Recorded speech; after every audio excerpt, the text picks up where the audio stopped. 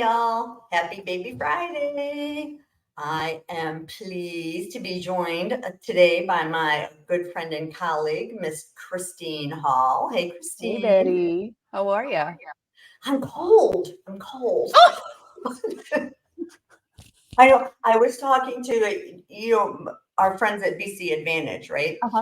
Nicole Anderson, she and I email each other all the time. And she just emailed me and she said that they just moved from where they were to North Carolina. And so in their cabin up there, she said they had smoke coming in from where they tried to start a fire in the fireplace. So I think like the flue or something, you know what I mean, wasn't open. Right. Sometimes the birds will make the nests in there, or the little animals will make nests. Yes. She said that they their heat wasn't working right yet. So it was like 45 degrees in her office and in the bedroom. And I emailed her back and I was like, well, I feel really like a wuss now complaining that it's like 50 and I'm freezing. No, I told you last night we turned on the heater because I'm a little further south than you, but that doesn't mean anything. I'm still, that's heater weather. Anything below 70 is heater weather.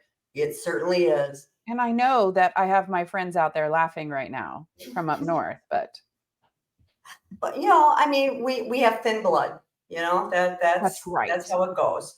And I was telling you right before, in honor of Christine being with us today, because she likes to do her national days, today is National Winnie the Pooh Day. So I thought that was kind of cool. And it's also Cary Grant's birthday and Kevin Costner's birthday. Oh, Kevin Costner. I know, right? Oh, I can't wait for the new Yellowstones to start coming out. Oh, that's he's kind of quite a little cutie. Yeah, he's aged nicely. He has. Sometimes I'm like, as they get older, they actually are looking better to me. Like Sean Connery. I was about to say, somebody asked me, like, who's on your list, Christine? And I was like, Sean Connery. It was always. Yep. Now Kevin Costner can kind of join him too. So absolutely. Let's see who we got on here. Oh, we have Natasha here with us today. Hey, Natasha. And Annette Bush. Hi, Annette. Hey, Annette. Jeanette. Hey, Jeanette. How are you doing? And I think because it has LinkedIn user on it, I think that's Sonal, but I'm not sure because she shows as LinkedIn user on mine. You know how that comes up like you did. That happens to me. Yeah. And, Haley, thank you. Two of my favorite people. That's Hi. So nice. Oh, Natasha's in Florida too, and she's had her heater on for a month. She's in Jacksonville, so technically, like she's a little further north. Okay. Barbara Shaw's here. Hey, Barbara. Oh, look at Lady and John have joined us too. This is great. Hey, Lady. I had to. My good friend Sally. She's in Iowa, so they have real cold. So, hey, Sal. So I'm glad that we have so many people on today because we're going to have a nice discussion about Incident 2. Incident what? That's a good question, right? I mean, I keep reading and finding stuff about Incident 2. It's kind of like when I had you on last time, we talked about Modifier 25. There's certain things that you're like, this is just never going to die. It's not going to go away. And Incident 2 is one of them. I truly, it's one of those things where you're just like, is it worth it? Is it, for practices, you really have to think it out anymore. It used to be like it was an absolute, everybody did it. There was no question about it, because in the old days, you used to also be able to do it with commercial payors too. So now those are, getting smaller and smaller and smaller. And so, people are really having to decide if it's worth it. So I remind people that Incident 2 is incidental to. Think about that. Change the way you think about the word Incident 2, because Incident 2 really has no meaning. It's what you're trying to say. It's a billing benefit, right? But what you really need to be asking is it incidental to? So what is it incidental to? That's a great place to start. Which is why I tagged this as incidentally speaking. Wasn't that cute of me? That was really cute. I love a play on words. Anything that will stick in our mind and leave an impression. Right, Now, right. Betty, the thing that gets me is that if we think about incident 2, and yes, we may have had rules in the past, but we've got to remember that the only constant in this industry is change. And incident 2 is a Medicare benefit. Yeah. You're not going to find those terms in any other payer's contract unless they're referencing Medicare's incident 2, right? That doesn't exist. So we got to think about, who are we talking about when we say we want to use this benefit? Right. And that's the thing with the benefit, is that in our practices today, because the payments are getting worse and worse and worse, the conversion factor and all of that Yeah. mess, I told you I practices was really are looking, they're like, they have to make the money up somehow. They want right. to keep their doors open. They want to keep servicing patients. They want to keep offering services. Well, you can't do that. There was just a report on today of some hospital that had to, shut down because they can't financially be viable. I mean, a hospital, that Right. is a whole big line of service for many, many people in many communities. So when you look at that from a practice standpoint, a lot of practices are looking for ways that they can better use their APPs or NPPs, as Medicare calls them, Well, in we were at the 15th annual NAMUS conference, which was phenomenal. And yes. one of the things that Shannon shared with us was a reimbursement analysis of E&M services. And I want to make a note that we see incident 2 utilized most often with evaluation and management. Right. And so I get that we are losing money as time goes on. Over the last few years, we have lost a full-time employee in reimbursement equivalence, right? Yep. So it is important that we understand these benefits, because money's money, right? If there's a way that we can be reimbursed, capture that additional reimbursement when the NPPs or the QHPs or the APPs or the mid-levels, extenders, whatever your reference to those nurse practitioners, physician assistants, clinical nurse specialists, midwives, whatever your term is that you use for them. I get it. But we got to do it right. Yep. And that's really where, having discussions and having sessions and talking about it can hopefully help people into kind of working their way through it if they're going to do it, because I hear a lot of people that say, well, just don't do it. It's just not worth it. It's not worth the hassle. But But it can 15% be. difference in payment, 15% is 15%. And if you Yeah, look at how many patients an APP might be seeing in the practice and how many you have, that's a lot of money to just say, oh, just don't do it. It's not worth the hassle. I agree. But I think we need to put together at very least, a policy with procedures, if this, then this, and that it needs to be methodical, and everyone in the organization needs that training, not just the docs, not just the medical assistant, not just the biller or check in or check out. Bring everybody together and say, look, this is what potentially this could bring to us if we do it correctly. Yeah. And so get everybody on board. I think that's where you're going to see the biggest benefit, is when it can be done successfully, and you've got multiple people there to make sure that that process works. Yes. Yeah, I think that would be an excellent in-service to have for a practice and most practices these days have APPs in them. I mean, it's just kind of like the thing now.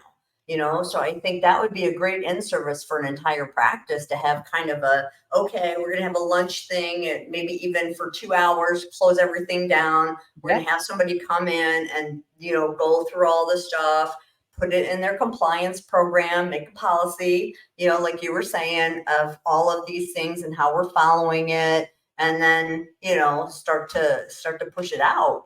Well, I like having something to fall back on. I like that policy. I like that, listen, I'm a lady of a particular age, Betty. I don't remember everything.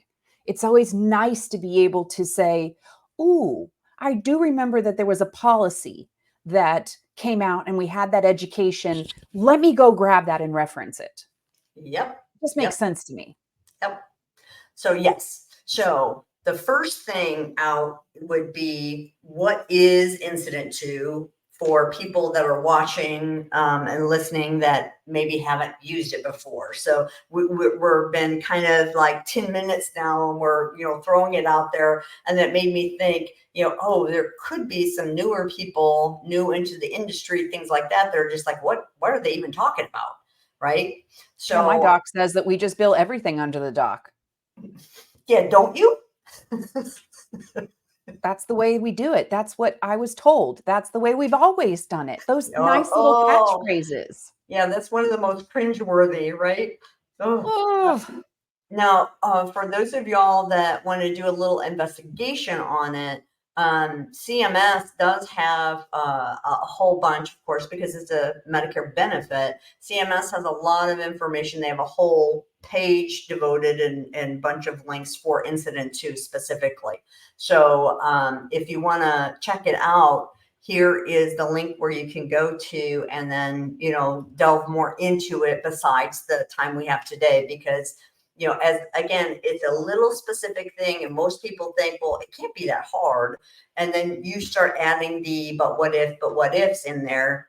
Yeah. And then it gets a little trickier. So, go check out the site on CMS's website there, and go through all their material. There's a lot of material there to kind of delve into it a little bit more and do some research, and then call people like Christine, like myself, if it's something that you're like, yeah, I think we can make a go of this, so that it can be done right and you don't end up paying back a lot of money.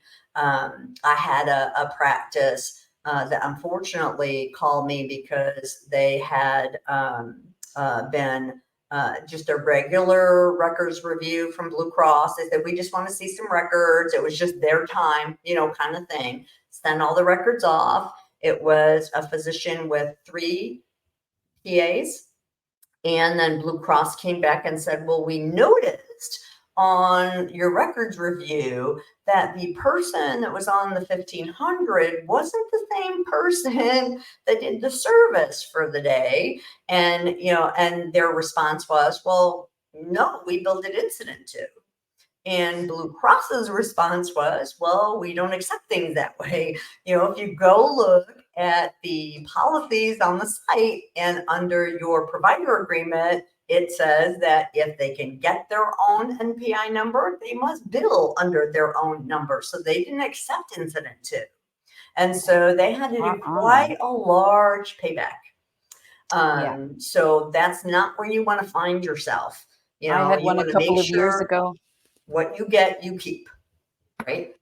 A similar story. I had one a couple of years ago, walked into a practice. We did a little audit, again, compliance audit, a baseline audit. We looked at 10 records for each one of the providers, and same thing happened. And I said, wait a minute, these were all billed under the physician, and these visits were performed by the nurse practitioner. Oh yeah, we bill everything incident to. I said, but this is a new patient, and this is a new problem, and this is no, that's how you do it. And I said, okay, I don't know everything. Show it to me. Oh, well, like you said, there's a lot of resources out there, and CMS keeps this is not a secret. There's no new changes. Incident 2 has been incident 2 since the inception of it. So I think it was in the 90s, late 90s, when we got incident 2. And it is in the claims benefit manual and in the claims processing manuals of Medicare. There are a lot of resources there. Just like Sonal said, Novitas has a wonderful resource. Any of your MACs are going to have great resources on this. And that's asked about clinical pharmacists. So I'm not 100% sure on the clinical pharmacist because there may be not an LCD, but an article. Sometimes CMS will also put out articles on certain topics for nuances like clinical pharmacists. And that's where my mind goes. I would look for in the MCD database, I would look for an article, a local coverage article that might cover that, Annette, just to give you a go-to. Yeah. Well, incident 2, again, we started to explain it and then we got off on a tangent again. Incident 2. That's what happens when friends get together, Betty. Incident 2 is a Medicare benefit to where they call them NPPs, so non-physician practitioners, can work under a physician and see a patient incidental to that physician and bill for it under the physician's NPI number. So what that means is that they get paid full fee schedule, so 100% for the visit that the NPP did. Whereas if they had billed under the NPP's number, they would get that 15% pay cut because they're not a physician, right? So, I mean, that's where the money comes in and where you're saying, wow, that 15% patient after patient after can add up. Now, you don't have to do everything as incident 2, as you were stating before too. Now, you can have an NPP that sees some patients incident 2, some patients on their own. They can go back and forth. There's not anything wrong with that, or any kind of trouble you can get in. Your documentation just must support the fact that it's an incident 2 service. Okay. So now the guidelines. I made a couple on the main ones that hit me when I think of incident 2, of the couple main kind of rules you have to keep in mind. So the first one is that the supervising physician, there's a lot of people that get in trouble for this one, has to be in the office suite, immediately available to provide assistance or direction if needed. So well, this reminds me of something, Betty. Yes. So we're not talking about a collaboration agreement between a physician and a non-physician practitioner. So depending on what state you're in, there's different types of collaboration agreements, or whether a collaboration agreement is even necessary in your particular state. Not all states require it. But in order to practice medicine, which has nothing to do with insurance and nothing to do with how you get paid. For instance, in the great state of Florida, if you are a nurse practitioner or a physician assistant, you have to have a collaborating agreement with a physician. It means that that physician will be there as a liaison for you. They will be there to talk about patient problems. That collaboration agreement could also include things like they want to review some of your records, or they want you to call on every 5th patient, or whatever that agreement looks like. Again, that is for licensure and to practice medicine. Has nothing to do with how you get paid for those services. So I want to remind people out there, a collaboration agreement is for licensure purposes, has nothing to do with payment. So put that out of your mind, right? And the supervising physician could be the physician who had seen the patient initially, or it could be a physician who happens to be in the office that day who is immediately available to assist the NP or the PA. Now, I want to remind you, NPs and PAs, they can practice medicine. What we're talking about is if you want to bill it under the doctor, that doctor's got to be there that day. Okay, that's what we're saying in this. If you want to bill it under the doctor, that doctor's got to be in the office. Yes. That's all we're saying. Not that that NP or PA needs supervision, but if you want to bill it, they got to be there. Yeah. And then that is the thing that I get.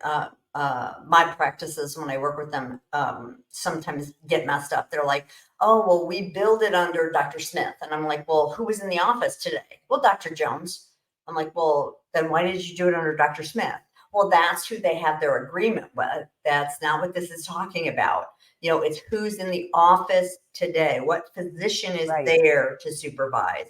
So you got to make sure you're doing it right, because I had a practice got in trouble because they were doing it under the collaborative agreement ones. And they got dinged because they said, this physician was over at the hospital, or this physician was out of town. How could they be supervising? So I do want to address Julie's comment. Julie Leonard has a question. Until the end of 2024, I thought that direct supervision could be furnished immediately available audio video. Is that correct? Julie, yes, technically that is correct. However, I have a problem, and I think that this could come up, of how can you be immediately available to assist when you're not there? That extension was allowed during COVID, and it was really intended for when we were on lockdown, right? And it was not safe for the provider to be in the office suite, maybe, or they were somewhere else and we still needed to have that direct supervision. So I'm going to tell you that technically, yes, that supervision can be audio video, but how seriously can they provide immediate assistance if they're not in the office? And so I think, just because we can doesn't mean that we always should, if that makes sense. Yeah, that's a great point too. Yeah, they there was one of those things that they relaxed for the COVID stuff that, I'm like, okay, when everybody was locked down, period, that was necessary. But now I think they're taking advantage of it, and they're just kind of, like, oh, I don't want to come to the office today. Is it necessary? So, Is it necessary to use audio video? What is that necessity today? And it could be, oh, I know, Julie, I know you're feeling me too. I see all your credentials, so I know that you speak the same language I do. But it's a good way to talk to providers and to remind them again that we're talking about necessity. And if the necessity is not there, then how are we supporting the integrity of that benefit? We're talking about billing, right? Right. So yeah, so that's our first thing, our first big thing. So for our second one, when we're looking at, is this incident 2 or not, is that they have to be performed as part of the patient's normal course of treatment. So that's that other one. That's what makes it incident 2, right? It's incident 2 something. So the supervising physician has to personally perform an initial service, lay down a treatment plan that the APP is following. That's what it's incident to. It's incident to the treatment plan the physician made. See, now is it clicking, everybody, right? Right. So, and they have to remain actively involved. So that's the piece, another one of those gray pieces. What does actively involved mean, right? So with my clients, and you can tell me how you tell your clients, with my clients, they usually make in their policies, they'll make something in there to where it'll say the physician has to visit with the patient, have an appointment with the patient at least once every 6 months, or at least yearly, or so that shows their active involvement, that they're checking and saying, yep, treatment plan is still good, we're on course, you're good to go. And then the APP takes back over again to do the incident visits. A safe policy to have would also be, and this is just a suggestion, is that the physician needs to see the patient when the plan of care has changed, been changed by the NP or the PA, right? So again, if the plan of care changes, that's not going to be an incident 2 visit, right? We're going to build it under the NPP. Right. But we may require that the physician now see the patient next, reestablish that plan of care so that we can continue incident 2 with that new plan of care that's been put in place. And it's not that the provider sees the patient for the very first visit and then never sees them again. We're talking about the establishing a diagnosis, a treatment plan that is followed. So we are incidental to that diagnosis and that treatment plan, right? And it's, again, if anything changes, if that NPP says, Betty, your blood pressure's off the chart, girl. I got to raise your medication and I need to send you to a cardiologist and I'm going to order an echo and a stress test. We're no longer following that established plan of care, and it's no longer incidental to a previous visit. We're making a new plan of care. And that NPP, I love my NPP. Don't get me wrong. They have the authority to do that. But we just bill it. Remember, we're talking about billing. We're bill it under that NPP, give them the credit for that visit where we had an exacerbated condition that needed to be treated. And I'm going to pop one more thing off here. Woo! That means that if Betty goes to see her NPP and the NPP has to change that plan of care, the NPP must be able to bill that visit. So it's not that she's not credentialed with Medicare. And so we have our NPP see Betty, but then the visit goes south. Betty and that blood pressure. And the doc's got to come in now and take over. Then we've wasted the NPP's time. Right. Yeah. And also Betty's going to be like, why did you have somebody that's not allowed to see me come in here anyway? Like, ooh. Exactly. So think about that too. Are they licensed and credentialed with the Medicare program so that when the visit is not meeting the requirements of incident 2, we bill it under the NPP? It's fine. Yeah, exactly. And then our third thing that's common for incident 2, which again, when I looked at this, I was like, when I look at the rules for incident 2, I'm going through this, I was like, okay, the services must be of a type commonly rendered in the office or clinic.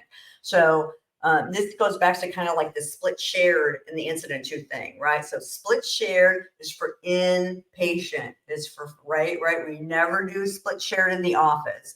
You can call it whatever you want, but those rules don't apply in the office. So incident 2 applies in the office. You don't do incident 2 in the hospital. So, you kind of, take a look at that. And, you can't have brain surgery being done, by a PA saying it's incident 2, because you wouldn't be doing something like that. And at least I hope you wouldn't be doing something like that in your office.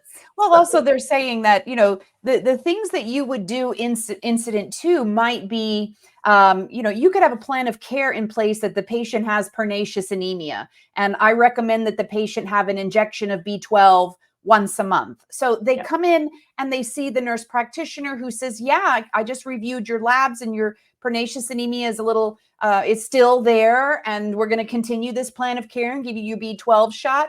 And she might do that B12 shot. The administration of the injection is a service that commonly happens in the office. And so that could also be billed incident 2, that administration of the B12 injection. So those types of things can be done incident 2.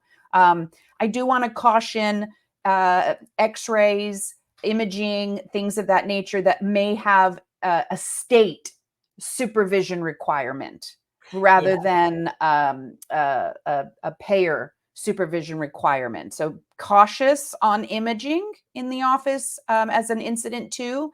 Imaging also has its own benefits. So I would ask more questions about, but given a shot, brain surgery, no. Well, and if I was the patient, it would be some other word in front of that no. It would be a little more Although forceful. I got to be honest, did you ever have one of those COVID tests where it felt like they were going to your brain? No. Yeah, that's what I'm talking about. Oh, no, not it. No.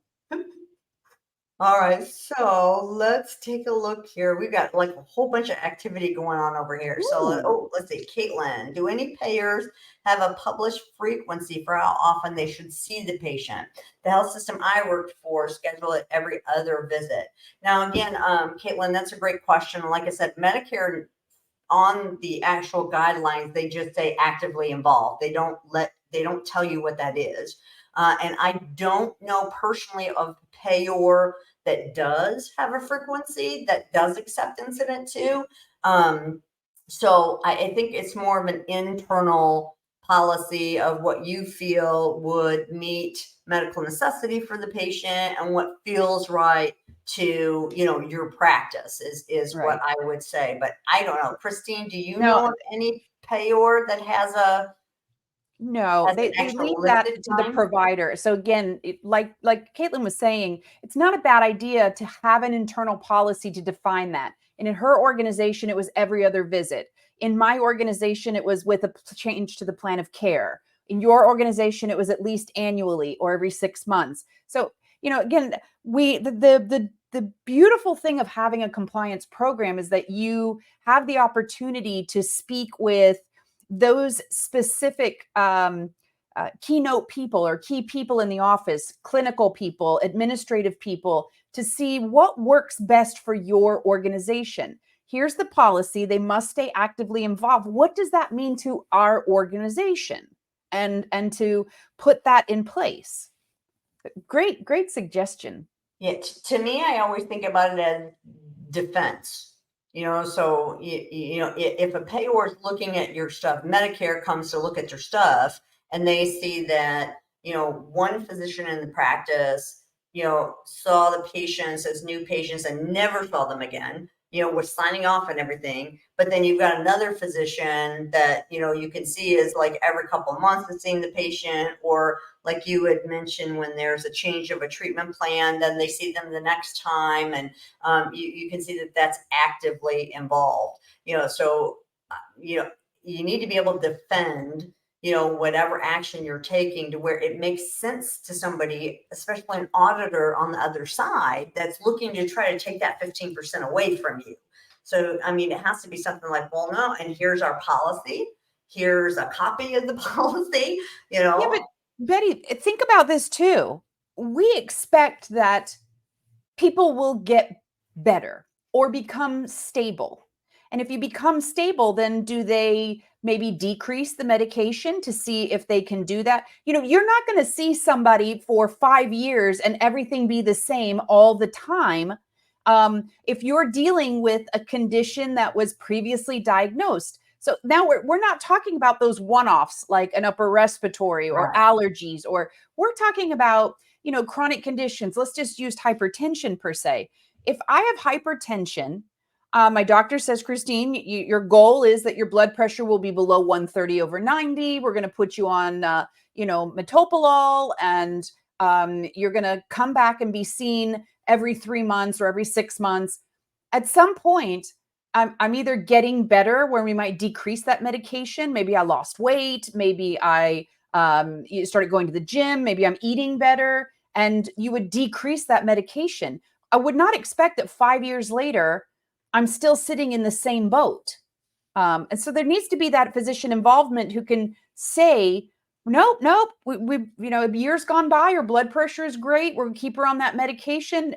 Are they checking my liver? Are they checking my kidneys? What are you doing? You're not going to just leave me out here so normally, I think that providers should get involved if they're going to change that. Again, we're just talking about for payment purposes, folks. Right. We're not saying that the nurse practitioner can't do all of those things, because they sure can. Yeah. But then they bill it under their NPI. Right. And then I see here's a hot one. Sonal, it was asking, I think it's Sonal, because again, it says LinkedIn user, that is asking about another MD doing supervision to another MD. And I know that is a hot topic question that we get lots of varying opinions on. So I'll give my opinion. I'll ask you for yours, and we can see what other people have to think about this one, because I think this is a great question. So and if it's you, Sonal, hey Sonal, so can another MD provide supervision under incident 2? Or just the main MD? Oh, I'm sorry, I misunderstood her question. No, but I was hoping you were going where you were going. I was hoping where you were. We did answer this one earlier. Yes, we answered it as whoever's in the office is providing the supervision. That's what we built. But I'd like for you to finish your thought, because I get that question a lot. So if you have a physician that's, say, a new physician who is not credentialed yet with Medicare, can that physician see patients incident to another physician in the practice? So that's the question that I get a lot is, can incident 2 be for anybody that's qualified to see patients? Can you use it for anything? And from my research, technically, I think the answer is yes. You can be incident to, one physician can be incident to another physician. But I think it brings a whole lot of, well, if they're not credentialed though, they have to be able to bill Medicare on their own.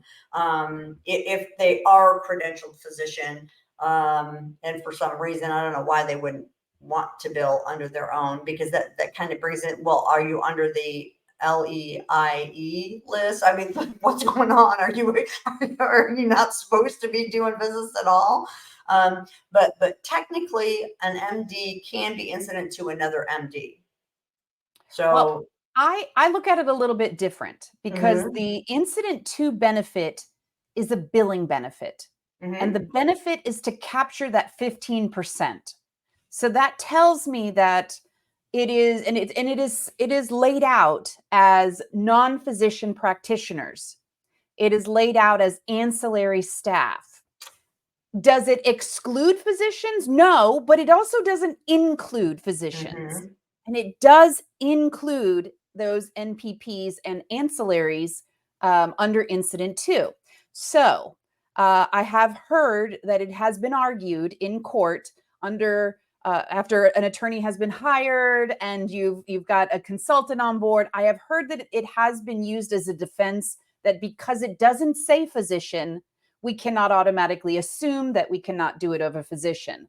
But it is my interpretation, without having to pay for a lawyer and go to court, by the way, it is my interpretation that because it does have a distinction for non-physician practitioners and ancillaries, and it's a payment benefit, I don't advise my providers to do that with physicians because, again, it doesn't fit into the intention of the benefit.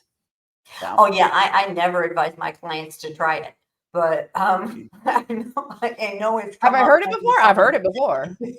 Surely. It comes up a lot. Well, can I get away with doing Uh-huh. And then we have let's see, Amelia. Is it Amelia? Yeah, Amelia had a Weber. great question. Yeah, she's got a great question there. Is by where Caitlin Brack's question was that you had put up, Mary. Yeah, it said, oh, Yeah. I did that? I didn't know I could do that. Look at that. Oh. It's She my says, understanding that if you're billing incident to and get audited, you must be able to provide the plan of care established by the MD to support the APP is following that plan of care. Is that correct? Well, if you are wanting to keep your 15% payment and you're going to need to show to the auditor that it truly is incidental. So the only way to show that it's truly incidental is by showing the original treatment plan that the physician who saw the patient laid out. So if you get audited, that is something I would say to, be putting together with the stuff. I was about to say, note, here's the APP's note. So you've got everything. There's no questions. And that's a great question, Amelia. And I think that what I often do when I'm consulting with clients is I'll tell them, hey, maybe you want to add a one sentence to your note that says today's visit is incidental to June 3rd by Dr. Bob. That one sentence will help match everything together in the event of a payer audit. So today's visit, and then behind it, that June 2nd visit. And there's a blurb that we should use, that we could use in incident to. Is it mandatory? No. Can you find that written that you need to? No. Is it good advice? Absolutely. Right. And people pay good money for that advice. So take it, my friend. One sentence. Today's visit is incidental to the date and the plan created by Dr. Bob, right? Just make it easy. And then, when you send back your records for that audit, send that original visit where that plan of care was developed, and that will prove that this is incidental. Yeah, you're kind of cutting the question off before you get it, right? So make sure, that when when, and I say when because it's probably going to happen at some point that everybody's going to go through an audit, right? So when a payor asks you for records, and if it's CMS and you know that that's going to come up when they look at that record, send them everything they need to look at that record when you send them originally. Don't wait for them to come back and tell you, hey, we didn't like this, or hey, now we're denying that because you didn't say this. For you to then send somebody to have to go back again and look at that record to pull out the other, because now you're just delaying, you're getting, the anxiety just in the office. And the cost. The every cost time of I have looking to at touch every it, time you touch it, right? So it depreciates. Get it at the get-go. That way they're like, oh, perfect, thank you, we love you, we're going to leave you alone. And tell providers, one sentence is worth 15%. Yeah. One sentence. Yes.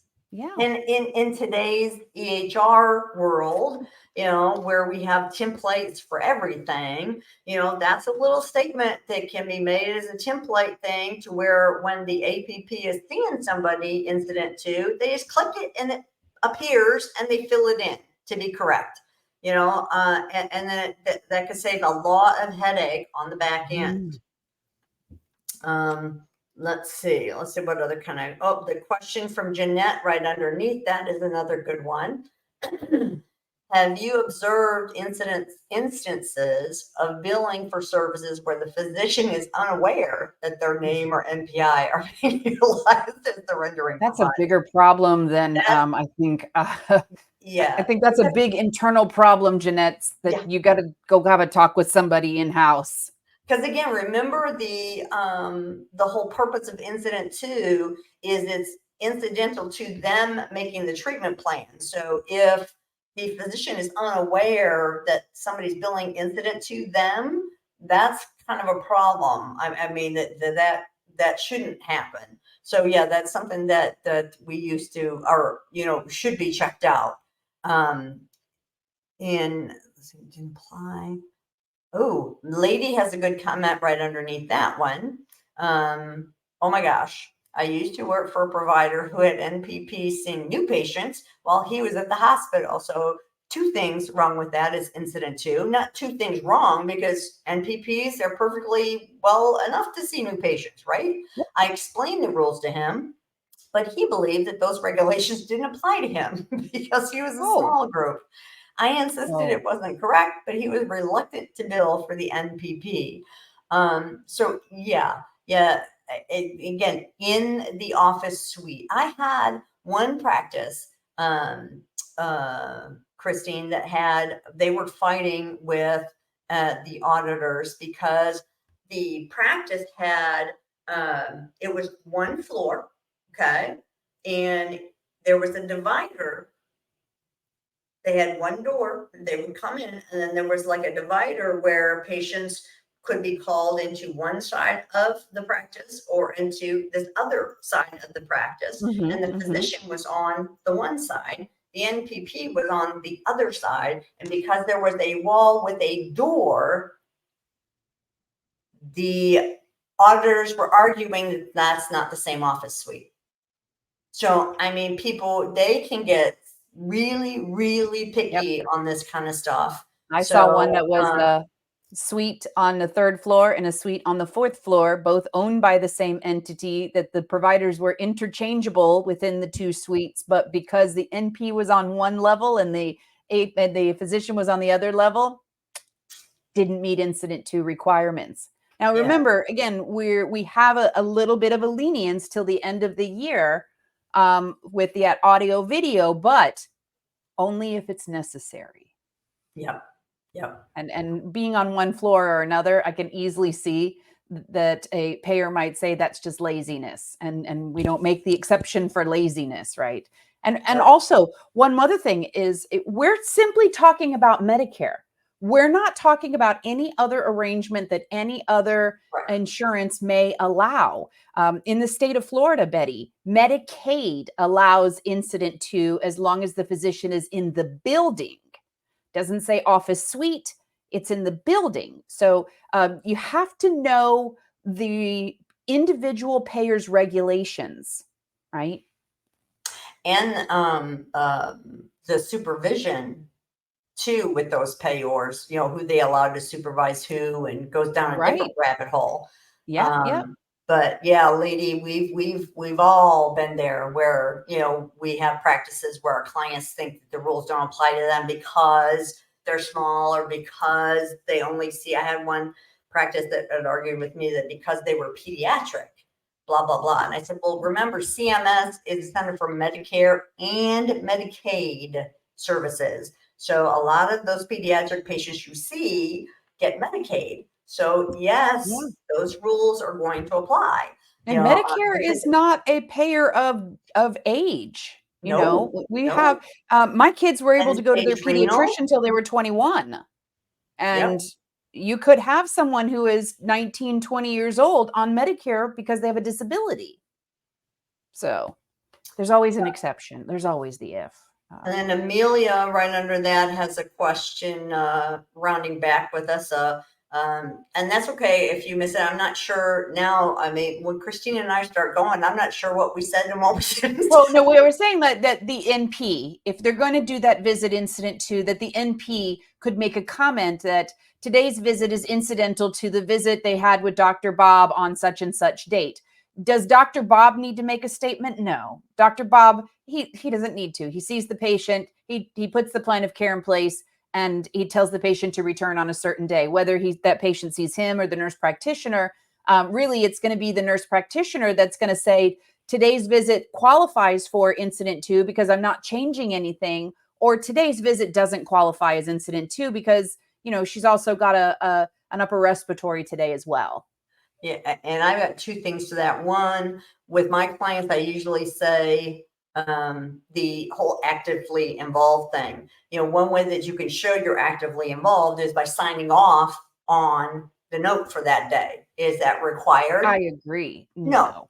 But once again, if you are looking at it from that, I'm trying to put up a defense. And if I'm showing to the Medicare auditor that, yes, our physician was actively involved, one way to show that is by them signing off on the record that day, because that shows that they read through it, and are agreeing with what's going on. But I think maybe, Amelia, your statement, you might be, because what I thought of when I looked at that question was the path guidelines, that maybe you were thinking of, how the resident can make their note, and then the attending could just say, I agree with blah, blah, blah, that they'd have to do that to bill. So it's not like that with the incident 2. And did you have something else, Christine? I didn't mean to cut you off. No. I was just same thing that you were saying. Okay. And then Elba underneath that, we covered this, but just to be specific, incident 2 billing rules, do they apply to all commercial insurers? Most, Elba, no. Most commercial payors do not accept incident 2, or whatever they want to call it. They don't allow an NPP to bill under a physician, an MD, and without that, and not have that pay cut. Most of them now, if you look in there, in fact, I know of very few that will allow incident 2, if that's what we're going to call it, for commercial side. Most of them, if you look in like either their provider manual or their agreements, sometimes it'll be in their contracts, where it will state that if an APP, NPP, whatever they're going to call them, if they have their own provider number, they must bill under that provider number. Usually that's what I see in the information now that will tell you can't do incident 2 for them.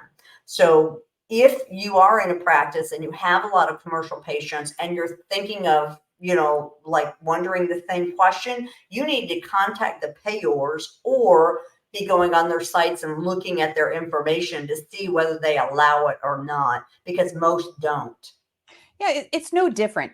Your payers, your commercial payers, they don't pay you exactly the same monies or dollars that Medicare pays you for each service. Your commercial payers may not require an authorization that Medicare does, or vice versa, right? Your commercial payer might require an authorization for a CT scan where Medicare may not require that. You've got to remember that not all insurance companies are the same. We talk about Medicare because they're a federal payer and they've got a lot of very strict guidelines of things they cover and things they don't. But commercial insurances are private insurances. They don't have to follow the same federal guidelines. Now, remember that states have their own laws for commercial insurances in HMO products. And there might be a state law that prohibits incident to billing or prohibits any other type of billing from a commercial or HMO insurance. So there's a lot more to these billing benefits than just what you may have heard on a webinar or podcast. You want to make sure you're looking at authoritative sources like federal registries, like state statutes. Yes. And then Elba, excuse me, Elba follows up with another question under there, and unless I'm backwards, I think you've got it backwards, Elba, right, Christine? May bill incident to with the NP or PA as the billing provider and the MD as the rendering.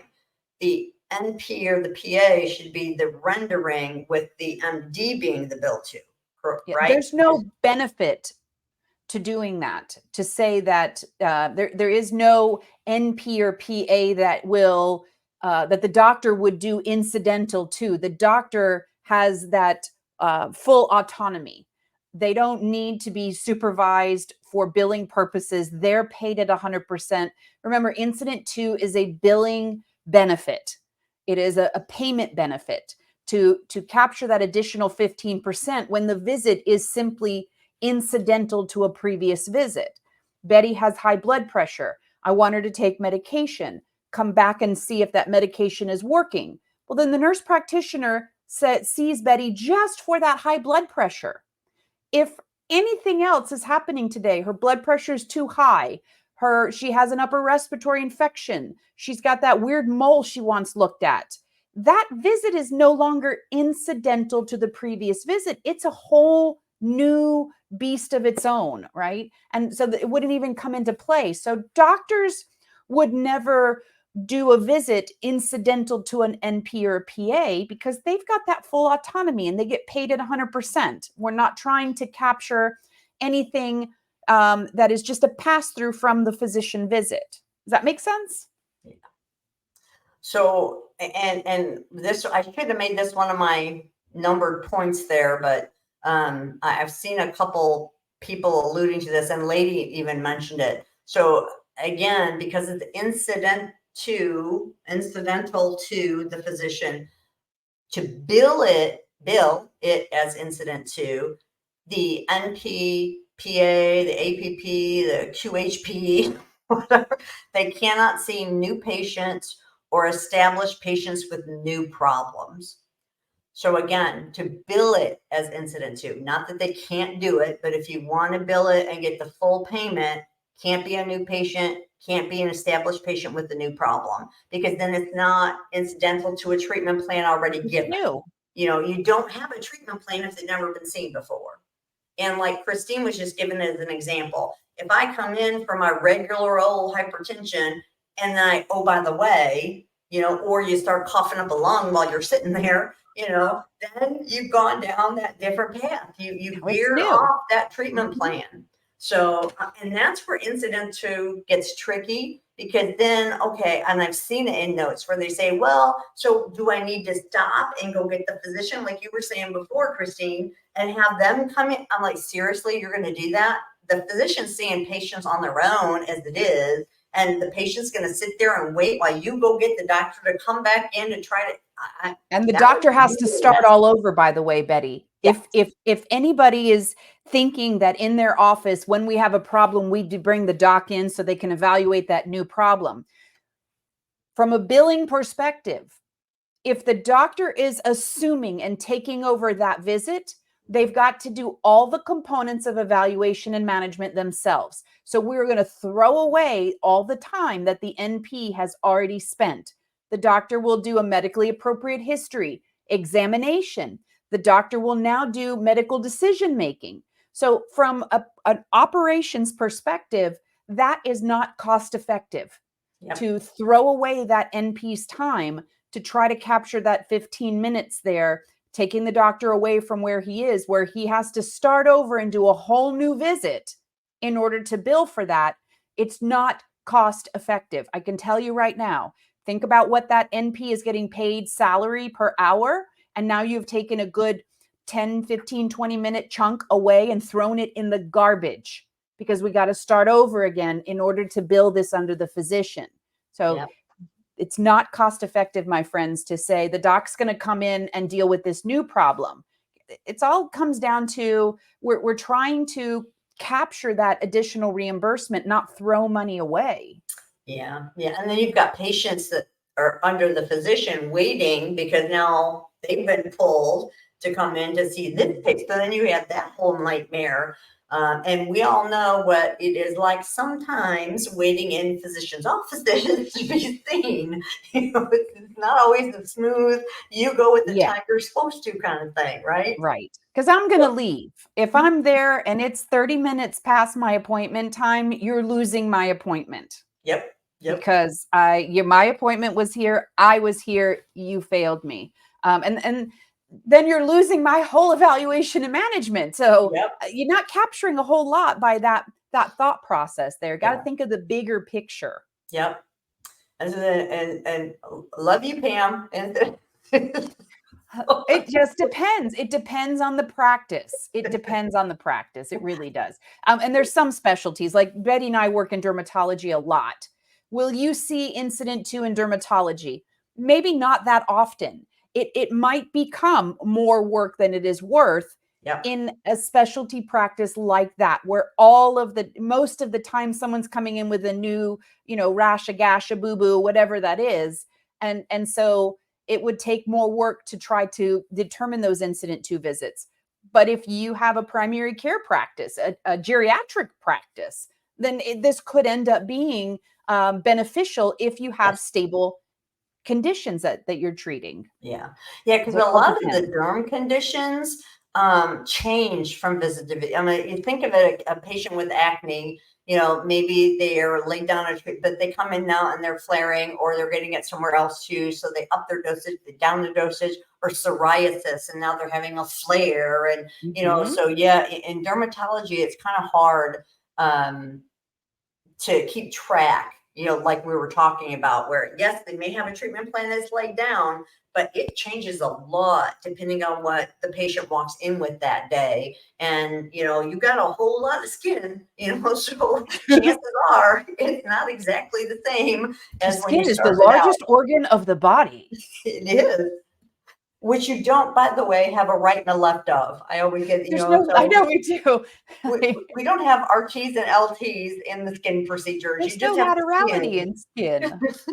So, and then I do have a better side. I mean, in case anybody wanted to know. Yes, you see this or this. But that's right. And then Julie, I just want to put up, because we're at our time already. Can you believe it? We had so many great questions. But Julie asked, is it being recorded? She'd love to share it with coworkers. So yes, Julie, actually all of these get recorded. And since you attended, you'll get a thing that'll show it was previously live, where you can go watch the recording. Or CHCS does have a YouTube channel. So I will send this over to my super duper graphics and computer lady, and she, makes it all pretty in the front and back. And then it'll be up on the YouTube channel probably next week. So you can go to the CHCS YouTube channel, and then you can watch all the previous. Christine, do you know I've been doing these for over 2 years now? Can you believe that? Wow. Congratulations. I went and looked the other day and I was like, oh, wow. And then I looked at me, I was like, oh, wow. We're in season 5 of our podcast. And I say the same thing, like, season 5? Where did that come from? So now, Christine, if you are looking for Miss Christine, don't forget you can, she has her Coding with Christine Hall podcast. This is Christine on LinkedIn. So if you want to go check her out on LinkedIn, Sterling Global Solutions is her company. So here's where you can find her company. and I forgot to pull over your podcast thingy, but it's okay. We're on almost all of the streaming platforms, Betty. And if you just go into YouTube, you can type in either Sterling Global Solutions or Coding with Christine Hall. It will take you to the right place. Can't go wrong with either one of those. And you will see little Toby Hall. Yes, my little Toby Hall, who has done such a good job of being a good boy today and hanging out. Yes, I love you too. Thank you. It's such a and then Sonal Patel and I have started a new